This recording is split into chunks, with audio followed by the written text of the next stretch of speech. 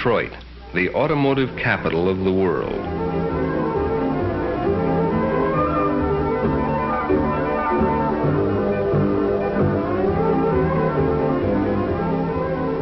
Half a mile of asphalt, a quarter mile to race on and a quarter mile to slow down in.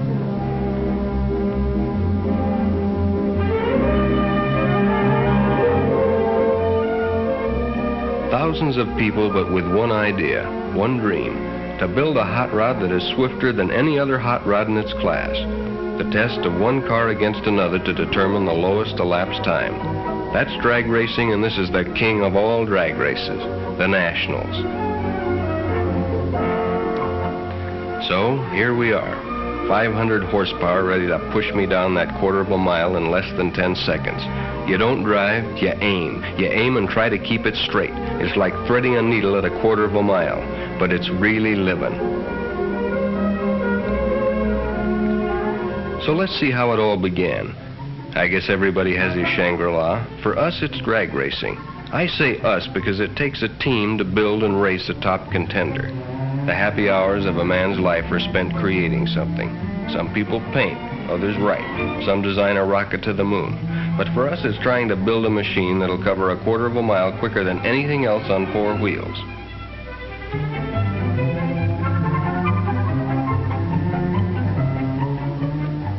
Lefty and Tom are high priests in our temple. Lefty works in electronics and Tom's a mechanic.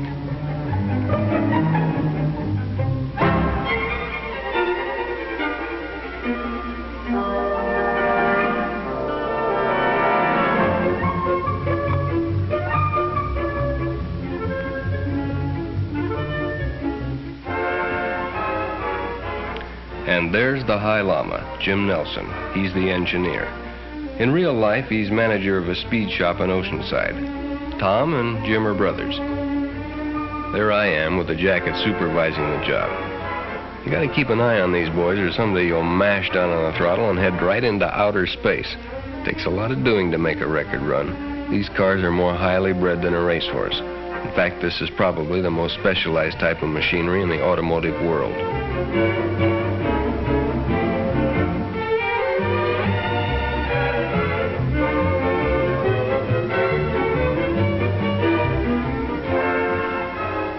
When we head out for a big race like the Nationals, we take along enough spare parts to rebuild the engine as many times as we have to. Reliability is almost as important as speed. It takes a combination of both to win. In fact, I've known it to happen where the fastest car isn't necessarily the winner.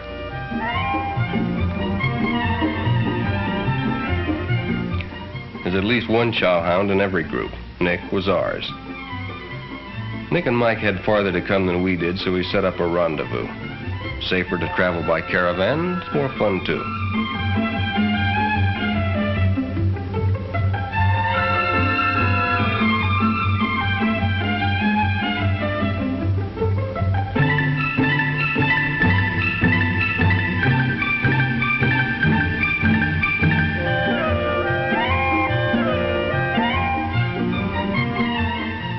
We hadn't been able to get together because of the hectic weeks of work that always precede a big meet.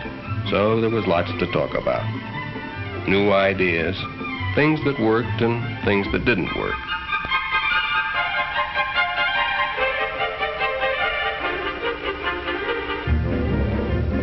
The Dragliner was our last year's winner. Nick purchased it when we built the Dragmaster. Mike and Nick were running it this year. It's a long haul from California to Detroit, so Lefty broke up the powwow and we got underway.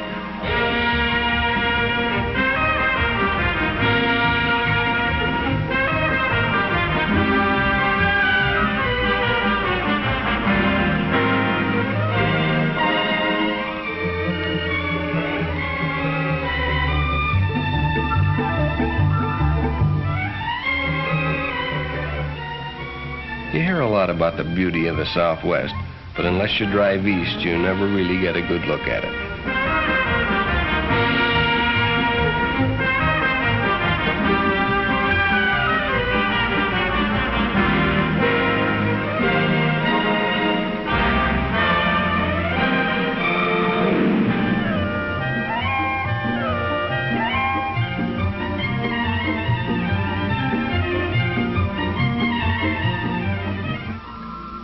found a great barbecue place in Amarillo, and of course Nick was the first one in and the last one out. You wondered where he put it all until you looked down and saw those size 14 shoes.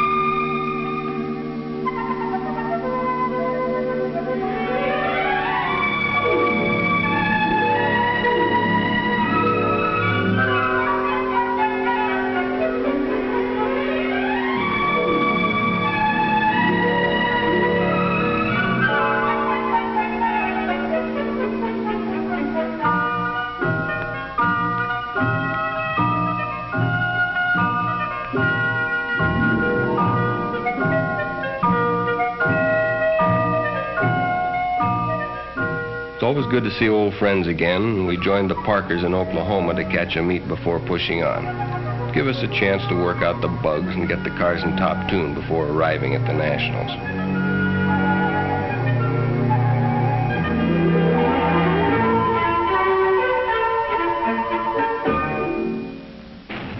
Oklahoma had a regional meet.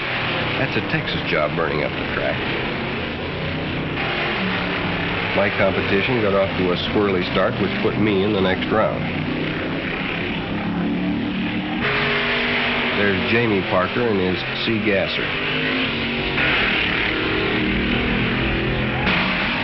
And there goes his brother Phil and his A Gasser, affectionately called Grandma. And here comes Nick in the dragliner, a little on the late side. Lady Luck was riding on my shoulder all day. There's the Allison against the twin Chevy. You can't see it for the smoke, but the Chevy won. And so did we. Jamie got first in his class, and we won a savings bond for top elimination. And could we use it?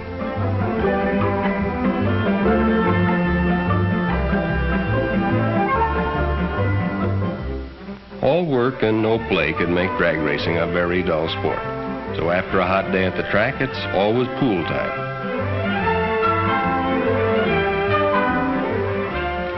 By the time we left Oklahoma, we had quite a caravan. 2 cars, a pickup, a rig, and 5 hot rods.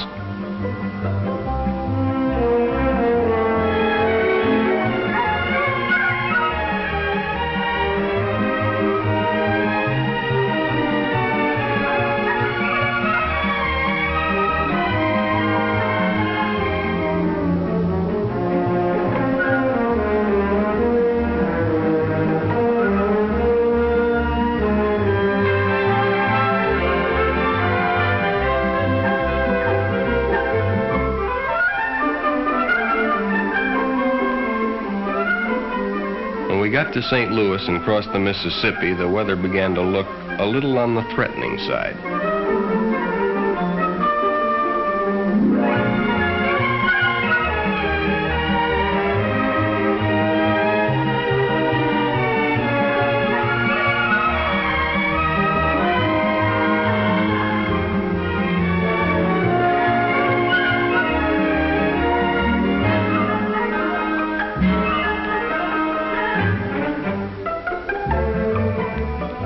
And in Illinois, the storm broke.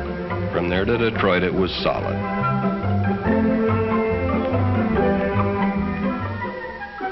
Following day, the sun came out and everybody took a deep breath.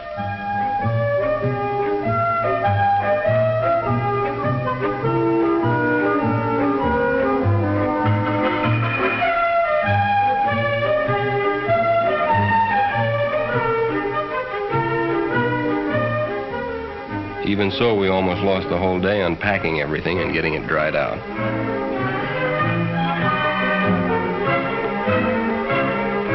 Then we had the car to clean up and get ready for technical inspection the next morning.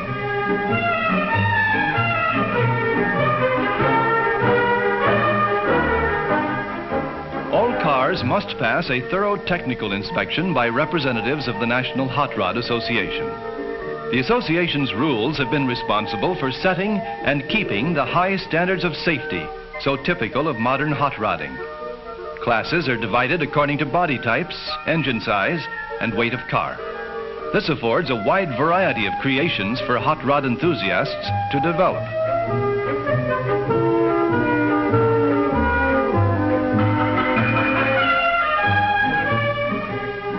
The check chart system is used, and each contestant's car must pass all requirements before he is allowed on the drag strip.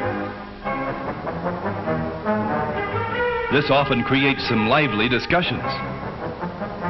Weighing in is always a critical moment.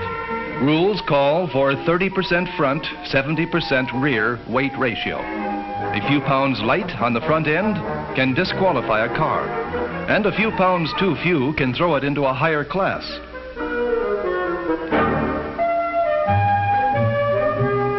After technical inspection, the crew transports the car to the pit area, where a thorough tune-up is done before their first run.